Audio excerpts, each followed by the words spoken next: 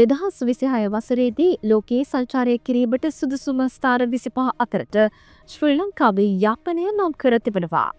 Lonely Planets Best in Travel 2026 නව කලාපය මගින් ලෝකයේ පුරා සිටින සංචාරක විශේෂඥයන් විසින් තෝරාගත් ගමනාන්ත 25ක් සහ අත්දැකීම් 25ක් දක්වා ඇති අතර ඒ අතරින් යාපනයට හිමිව ඇත්තේ සුවිශේෂී ස්ථානයක්.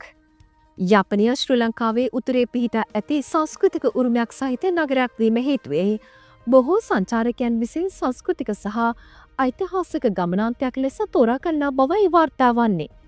Lonely Planet විසින් ශ්‍රී ලංකාවට ලබා දී ඇති මෙම ගෞරවය ලෝක සංචාරක සිතීමේ ප්‍රමුඛ ස්ථානයක් බව සඳහන්.